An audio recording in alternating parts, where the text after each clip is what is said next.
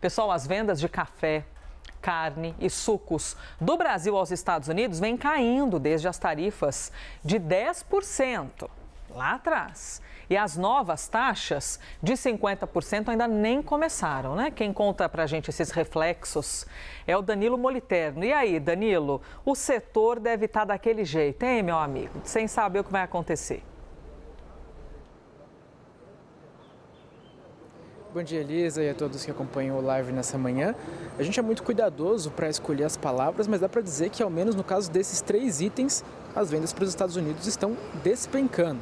Café, carne bovina e suco de frutas, 3 dos itens que encabeçam a lista dos produtos que o Brasil mais vende para os Estados Unidos. Vou falar sobre o caso de cada um deles, mas vale antes destacar essa informação que você trouxe, Elisa. O dado que vou trazer por aqui, ele diz respeito a um recorte entre abril, que é o mês em que Donald Trump impõe as tarifas de 10% ao Brasil e uma série de outros países, e junho, que é o recorte mais recente que a gente tem desse dado, que é disponibilizado pelo Ministério do Desenvolvimento, Indústria e Comércio, o MIDIC, que é quem divulga estes números. Portanto, temos o impacto desses 10%, ainda não os impactos dos 50%. Mas lá no fim a gente fala um pouquinho mais sobre isso. Vamos lá.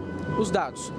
A queda mais vertiginosa que a gente vê dentre esses 3 itens está na carne bovina, uma queda de 67% entre abril e junho, 67%, portanto, 2/3 do que a gente vendeu lá em abril, a gente não vendeu em junho. Em abril foram 229 milhões de dólares vendidos. Aqui, em junho, apenas 75 milhões de dólares. No caso do café, a gente tem uma queda de 41%. Foram vendidos lá em abril 254 milhões de dólares. Em junho, 148 milhões de dólares. Outro caso bastante aí destacado, no suco de frutas, uma queda de 54%. Portanto, a gente está falando de mais da metade do que foi vendido em abril, não sendo vendido em junho. 109 milhões de dólares lá em abril e apenas 50 milhões de dólares em junho. Portanto, quedas vertiginosas. E aí você falou sobre os impactos, dá para a gente cravar ao menos 2 deles, para as empresas brasileiras e para as empresas americanas. Para as empresas brasileiras, é claro, isso significa prejuízo. Por mais que as empresas busquem novos mercados, busquem novas opções,